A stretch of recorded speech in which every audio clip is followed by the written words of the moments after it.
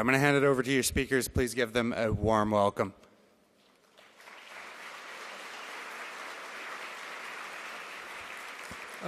Hello. Today's talk, all the forgery module could be hacked. And here is our team, and we are from the Baidu Security Lab. I'm Shu Peng. I'm Huan Zheng. Okay. Let's introduce first. Here's the agenda of today's talk. First of all, we will introduce the fundamentals of the forgery module.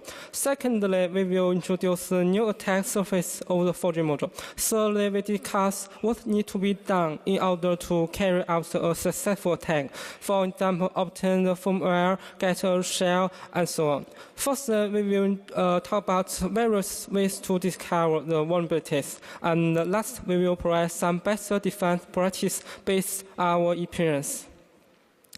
Okay, this is a picture showing more than 50 various forgery modules and devices we have studied. The two rows above are some forgery routing devices and some vehicle forgery devices. Yes, many vulnerabilities of the forgery module we mentioned today also exist on 5G. In the middle, there are some car T-boxes and some portable Wi-Fi devices. Down the bottom, there are all kinds of bands of forgery modules, about 30 kinds. Most of them are PCI interface and LCC packages. So what we have found several general vulnerabilities of different baseband chips and risk in several V2X 5G modules and RCE in more than 5 cars T-box and vulnerabilities in all parts of the forgery modules.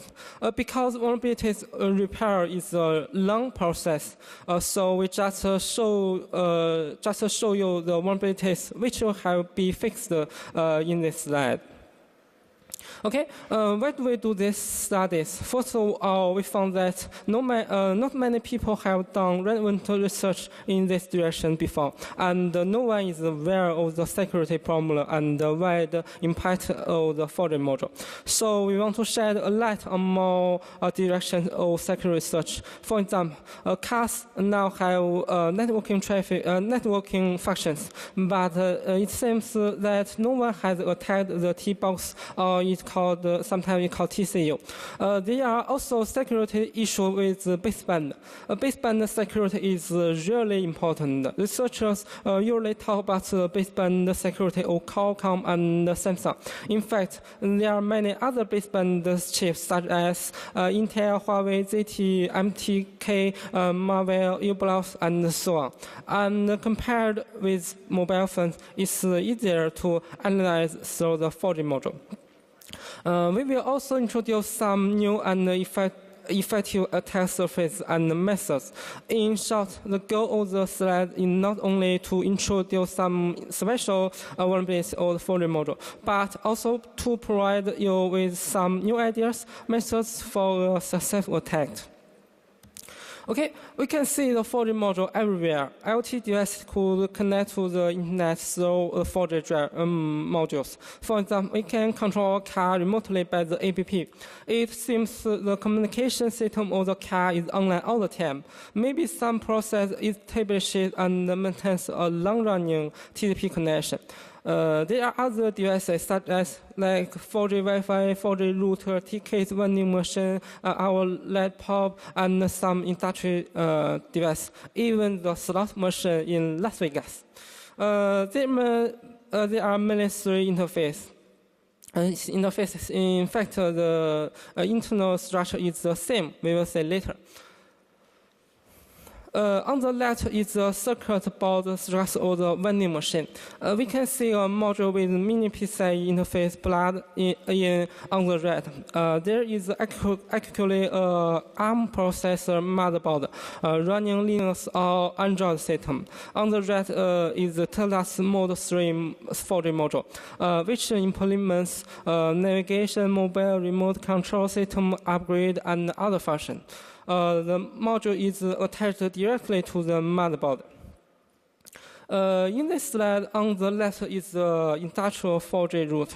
We can see there's a mini PCI interface module on the motherboard. In fact, it's a common route as a slot to implement the function of internet access. The device on the right is a bit special. It's a portable Wi-Fi device, but it doesn't have a separate 4G module. It uses the ZTE-ZX chipset. In fact, it's also a 4G module. The chip in the module is attached to the PCB board, which implements networking, driving Wi-Fi, running HTTP service, and other functions. There are many other devices designed in this way, such as some low-cost 4G router. Let's look at the structure of the 4G module. In fact, the 4G module is a complete computer system. ARM CPU and baseband system are integrated in the main control chip. They all use NAND flash, which has a large shortage space and low cost. And there are other chips such as power management, radio frequency chips, and so on. Let's look at the software. Most of the 4G modules are embedded Linux system and a few RTOS systems. Okay, this is a picture of the internal structure of the Qualcomm EC20 module with the top shade removed. The memory chip is NAND flash plug DRAM memory, which is integrated into a chip. By looking at the model, the flash is BJ162 point. If we want to read or modify the data inside, we need to buy the corresponding chip socket. So how do the module work and how should they be used? We can see that the upper left corner is the LCC module of Founder technology. We build a minimal system for it, including power supply, a SIM card, USB interface. Yes, all devices communicate with the 4G module using USB cable. First, we need to install the corresponding drivers in the operating system. When the module is plugged in, the operating system loads the corresponding driver according to VID, PID, and the interface number. Then the system generates a network card and gets the corresponding IP address, then access the internet. The 4G module usually supports multiple connection modes, and each mode has different kernel module or drivers.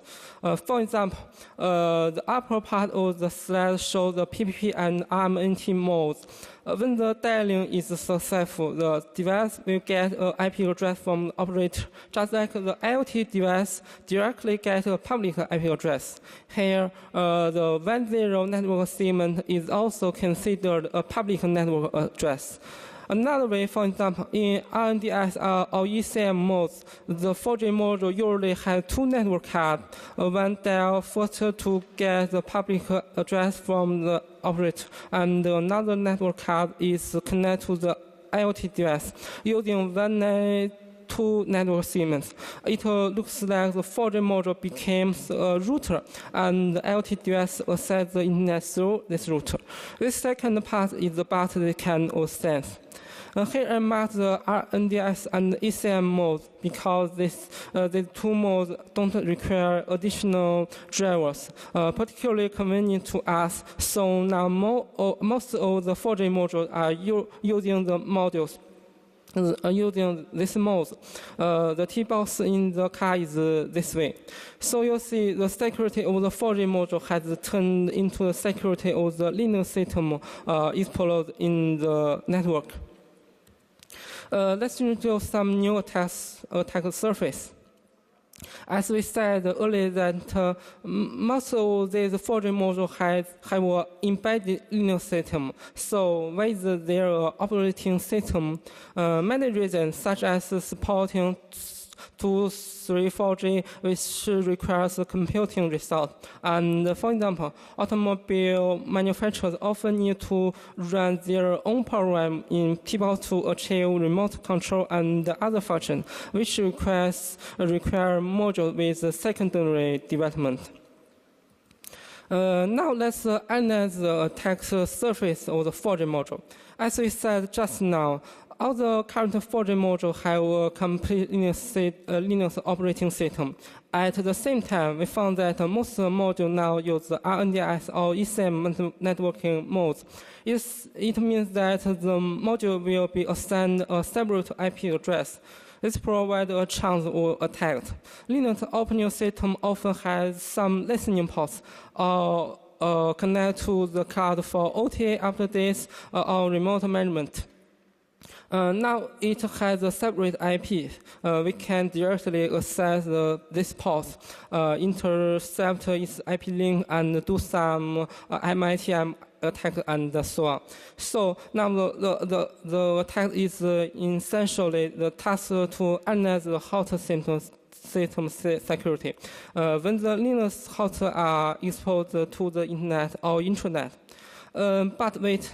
It seems that we can't access the separate IP unless in the same LAN, such a Wi-Fi hotspot. Let's talk about some extended attack surface. The 4G module is a wireless cellular device connected to the operator's network, but some operators, due to configuration errors, don't have network isolation, so clients can access IP of each or other devices. And all the 4G modules support 2G GSM mode. Because of the security problem of GSM, we can use a field base station to monitor and modify traffic. Also can obtain IP links and access ports. And there are also many third-party services added to the module, such as the car control service. Now let's summarize the attack ideas. First of all, we need to collect enough information and exploit vulnerabilities through get shell, firmware analysis, network traffic analysis, and so on. There may be a lot of reverse engineer work here, mainly analyzing the process of various listening ports. Then we need to consider how to run our attack code, and we introduce the traditional methods, mainly in LAN networks such as Wi-Fi hotspots, and to access the port of the 4G module to attack. And the new attack method, we can use the incorrect configuration of the operator network to transform the local LAN attacks into a very wide range of remote LAN attacks, which can generally increase the scope of the attacks.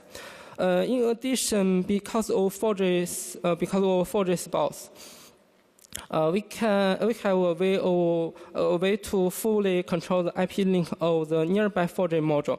We can directly access its port and run our attack code. With these attacking ideas, it seems very easy to attack the 4G module. Let's first talk about using field base station to attack. Because clients can't identify whether the base station is real or not in GSM network, we can build a field base station system to attack and control traffic. Interestingly, this attack is effective for all 4G modules, and the problem will proceed for a long time, regardless of whether the operator shuts down the 2G base station or not. It's not too difficult to build a fake base station, but previous people have not solved the problem of auto attachment. If it doesn't attach automatically, client needs to select to the fake base station manually.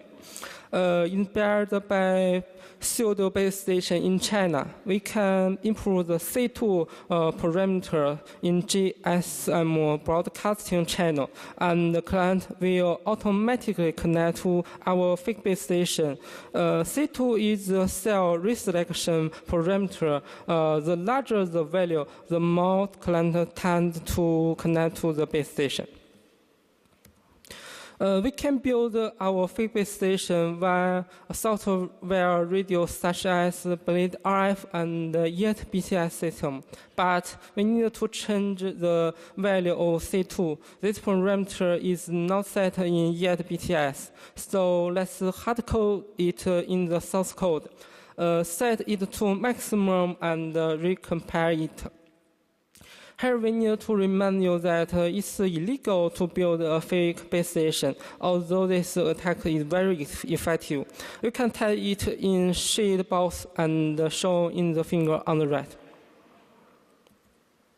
In order to force the downgrade of the 4G module to 2G, you need to build interface with software radio equipment, such as sending some white noise interference in the current 3G and 4G band. This is also illegal. You just need to know that this method is effective. Finally, the 4G module automatically attached to our fake base station, like the wall port. The lower red figure shows that the C2 value is already very high, usually around 70. So we can now fully control the IP link, monitor the IP data transmission, access the point, run our report, and modify the date. The most commonly approach used is to access the ports, such as SSH and other services. Let's talk about attack through the operator's intranet. We have just implemented IP links to access the nearby devices, but is there a way to attack remotely? Most operators assign a 10 or 172 network segment to segment address to client, but many of them don't have a network isolation, so such as China Unicom and China Telecom. At the same time, most 4G modules don't have a firewall enabled.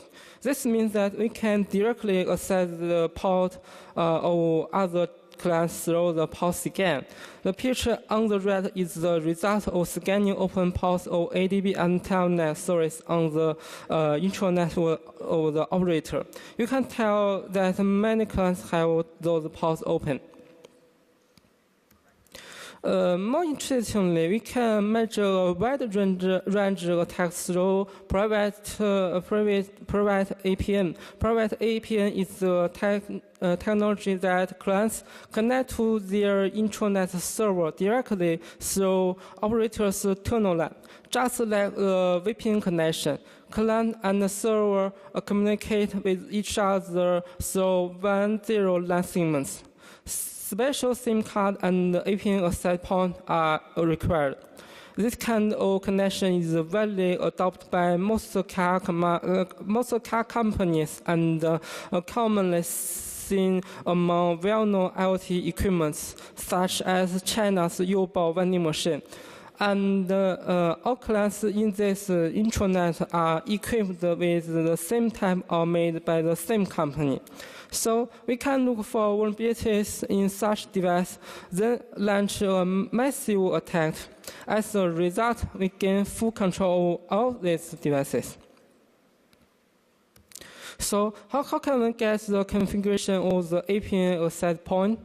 For example, through firmware analysis and log analysis, and how to connect to the target private APN network. We can detach the eSIM chip on the motherboard and attach it back to our 4G module, and use the AT command to configure the correct APN access point. So now we can connect to the manufacturer's private APN network and start the port scan and hack. I just introduced some new attack surface. Let's implement the attack preparation work. To get ready for a successful attack, you need to complete at least one of the following: get firmware, get the shell, or obtain network traffic. In general, getting the shell is the most essential. After getting the shell, it's easy to get firmware and network data. But sometimes it's not always possible to get the shell. Let's take a closer look at how to achieve it. First, I will introduce several methods for obtaining firmware. It seems if this method don't work, there is the ultimate method, NAD flash dump. We can get the firmware by downloading the firmware update program from the official website and unpacking it. This figure shows the firmware update program of a well-known 4G Wi-Fi device. We easily get the Linux system partition inside by unpacking the .exe file with binvoc. The firmware can be obtained through the manufacturer's upgrade tools. Most manufacturers have provided upgrade tools to the developers. For example, Qualcomm's module have a Nether 8 recovery mode, which is assessed by short-circuit some solder points. We can get the up-to-date tools from vendor tag support, which contains the initialization files for all partitions. We can see that the tool contains the initial image of all partitions. We need to focus on system.img. This file uses the UBIFS file system. We can use the UBI reader to successfully extract the file format and get the final Linux file system. If we can't get upgrade tools, use the ultimate solution, NAD flash dump. NAD flash dump is more complex to read and modify than eMIC flash. The lower right corner chip is a common BGA63 chip. It's very small and needs special NAD programmer to read and write. After dumping the chip, we can use binvoc to identify the file system. Let's introduce how to get the shell. Where do we get the shell? If we can get the shell, it will be more convenient for us to view process, fields, networks, and debug vulnerable programs. It's very interesting that many 4G modules use the common password, OE Linux 123, and in sometimes passwords may not be required. In addition to serial ports, you can also use some remote management tools such as ADB, Telnet, SSH, and so on. This service can be obtained by port scanning. Other methods, such as getting a shell from AT command. After the module is connected, the USB interface will be virtualized with several serial ports, such as DV, TTY, USB0, through which AT command can be sent. According to the manual, we can send an AT command to open the ADB service, or some module could execute system commands through sending an AT command. If none of this works, we still have an ultimate way to modify NAD flash, add a telnet process to the startup script, and reattach the NAD flash back. Let's look at how to get network traffic. We can build a 4G base station system. Where is a 4G base station? Because it's used for research. Compared with the 2G base station, building 4G will be more stable, convenient, and fast. As you can see in the figure on the right, our client automatically connect to the 4G base station and gets the IP address. We can use Wireshark to monitor the traffic. We use SRS LTE 4G base station system in this method, which is much more convenient installation than OEI. Finally, we need to write a SIM card. We need to buy a readable SIM card and a reader. Note that these SIM cards are only used for security testing, not for other illegal things. We need to write the correct NMSI KIOP to the SIM card to ensure that these parameters are the same as those in the SRS LTE. Finally, we start our 4G base station and it works perfectly. In fact, no matter whether it's a 2G base station or 4G base station, it contains a large number of configuration items. Time relations in this talk, we only explain the most important to you. Now let's have a recap. What information can we get from this preparation? Most likely, the shell will be captured. Then the firmware system and the network traffic will certainly be captured. These are essential for the following up vulnerability manual. Okay.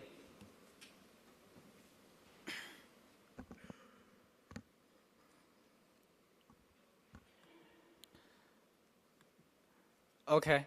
Shupeng just talked a lot about attack surface and preparation for attacking 4G modules. Now, let me show the critical vulnerabilities we find in detail. Let's focus on system management services vulnerabilities first. Usually, 4G modules runs Linux systems. Linux system probably start many remote management services such as SSH, telnet, and web server. We can use fast scan tools like mass scan, which can scan the port opening status in just a few minutes. For example, we find a 4G module open port 23, which means the telnet service is started. In most cases, telnet need password to log in. We can extract the etc password file from the firmware and then correct it by using hashcat tools. And if you are rich, you can buy a lot of GPU to speed up the crack. 4G modules generally are not using one machine, one secret key, or one secret password strategy. So if you successfully cracked the password, which means that you have just cracked the password of all 4G modules of this manufacturer. Once we get the password, we can successfully log into the file system, log into the system remotely, and this device is ours. In addition, we find that many well-known manufacturers of 4G modules has open remote ADB services by default. We only list some of them in this table. In fact, some manufacturers, some automobile manufacturers, vehicles, also open remote ADB services by default. What's the consequence of this? We can simply use ADB tool to connect the port 5555 of this module. And in most cases, without authentication, we can get the shell remotely, so we can hack it. And there are many other types of system management services vulnerabilities, such as weak password for web management services, and even SSH that do not require password are found on some cards. And some manufacturers, in order to convenient the repair of the 4G modules, they hide backdoor. They hide backdoor in some external monitoring port.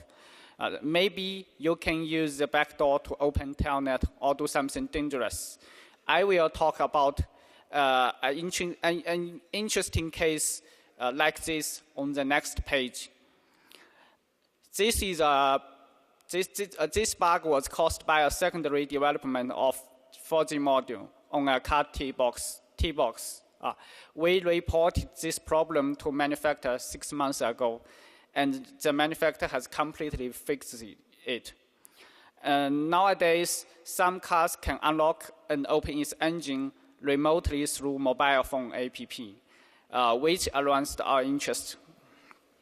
We bought this car T-box from the auto parts shop with this capability. The capability is it can use a mobile phone app to open its door and start its engine. First, we dump the firmware with NAND program, and we find a process listening on 24XXX port. And when we use IDA to scan the string of this process, we find a telnet-related string. Let's analyze it. As you see, we find a dangerous function. This function passed the received data from that port and build a command to execute. As the picture shows, it can be used to open telnet device. We analyzed the logic of the protocol of this port. Actually, it used the PKI system, RSA certifications, and AES encryptions. But we find there are multiple vulnerabilities in this, such as the AES key is hard-coded in binary, and we get the RSA provide key from the file system, and the password of the private key, we can guess it, so we can use it to generate public key, and we use those problems to bypass the TLS certification successfully. After reverse engineering, we write the exploit code like this. As expected, we finally start up the telnet device on this T-box through this port, and by using this exploit. However, telnet D in this mode requires password verification. So here comes the new problem. What the password is. We use the most powerful 4-piece of NVIDIA 2080 Ti graphic card to crack the password. A day later, we finally got the password.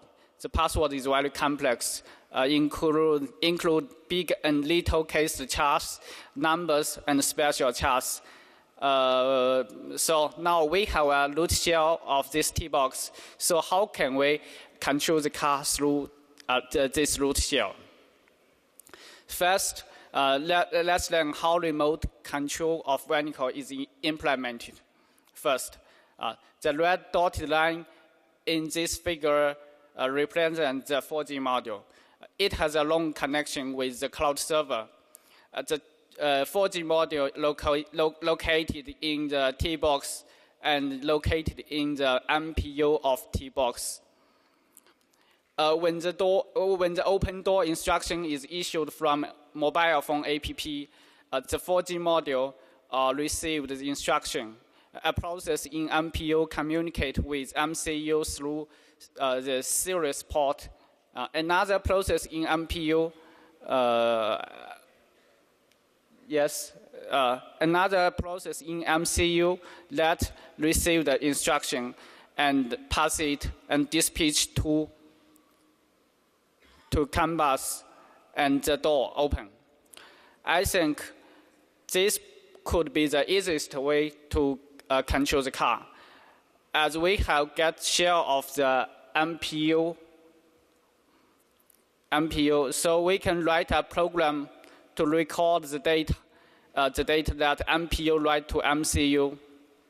So when we want to hack another car, the step is we use the exploit we write before to start its telnet and get a shell and execute a new program to replace the data we recorded before, so the door will open. The most important question is how to run our attack code or how to access that port. Do you remember the attack surface, the attack method that Shupeng just mentioned before? Through a fake base station, operate intranet or Wi-Fi hotspot, we can access that port by running the exploit without touching the car. If the car manufacturers use the private APN network without isolation, everything will become simple or terrible. In the right picture, we entered the private APN network of this T-box. So we can scan the port 24XXXX, and we find there are many devices will open this port. So we could attack many devices at the same time. Maybe we can use this ranged attack method to build a zombie cars team, just like the scenes in Fast Fusion 8. Next, let's talk about the vulnerability in FOTA. FOTA is a way to upgrade firmware. We find that some 4G modules frequently check whether the current version is the latest. Some devices check update when the device starts up, and some are every 40 minutes. In this case, after reverse engineering, we find that he logged into a FTP server to check for new firmware version. Because the FTP username and password is hard-coded, we can use it. We can use the FTP password to log in the FTP server successfully. And after logging, we can download all the versions we got.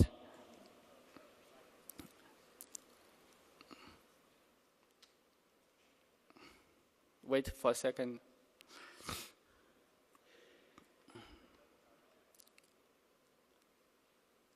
Yes, we can download all versions of the firmware of all devices. So we probably get the old firmware version. But this is not the craziest thing. We find that this FTP account has writable privilege. So we can, and another good news, the 4G modules did not verify the firmware file in the FTP. So we can use the writable privilege to upload a new firmware with backdoor to the FTP server. And there are many 4G modules of this manufacturer will download the new firmware automatically and upgrade to it. That means we can hack all 4G modules of this manufacturer in just less than 1 day.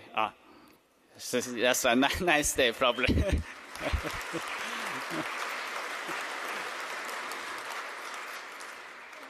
We have just talked about the problem on the FOTA server side. Let's look at the vulnerability of the FOTA client side.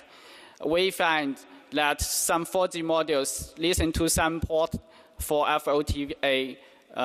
For example, in this case, we find this 4G module listened to the port 45XXX, and it used to receive the upgrade command. This port was originally used for inter-process communication, but it was incorrectly bound to public, bounded to 0.0.0.0, not local host. So we can send data to this port remotely. And after crack the data exchange protocol to this port and reverse engineering the structure of the upgrade firmware file, as you can see, the structure of this firmware file is very complicated. It cost us a long time, but we finally get it. So now we can make a new firmware file with backdoor and force the 4G module upgrade to it. So we hacked it again. Almost every 4G module has its own AT command passing process. and some manufacturers implement some custom capabilities. For example, only the factory engineers know some hidden AT command. If you can find them out, maybe you can open the ADB device through the hidden instructions or open ADB or something. We mentioned it before. In another case, AT command injection vulnerability is also allowed. For example, this following picture in the left is an introduction for adding root in the development document. We analyze the system command code here deeply. We find there is a command injection vulnerability. In the image on the right, we append ls string to the AT command, and the written content shows the ls command executed successfully. That proves there is a command injection vulnerability in AT command parsing. In general, the AT command can be only executed on the USB serious port, but some 4G modules they support use of SMS to execute AT commands. It's usually used for remote control. If we can find an AT command injection vulnerability in this scenario, we can exploit the bug remotely by sending an attack message to it. In fact, we did find some problem in some 4G modules like this. This is a 4G module that supports use SMS to execute AT commands. In this case, we find it requires a password in the content to verification. If the password is right, it will execute the AT command in the SMS. But the way he used to verification is too weak. Still the old problem. The password is hard-coded in binary, and every device, the password is the same. And we can get it from the firmware once we get one device. This is that 4G modules support AT command using SMS to control it. Actually, we find a command injection vulnerability in parsing SMS AT command. The command name is setfcsn. And finally, we can get a reversed shell by simply send a text message to it. We hacked it again remotely. There are many other successful cases of attack. Because this talk limit of 50 minutes, I cannot talk about them detail one by one.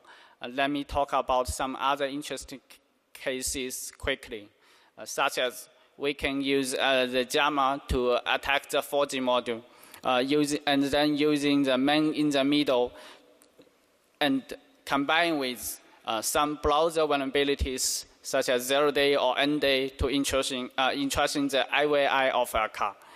And the debug process on the 4G module is also an attack surface.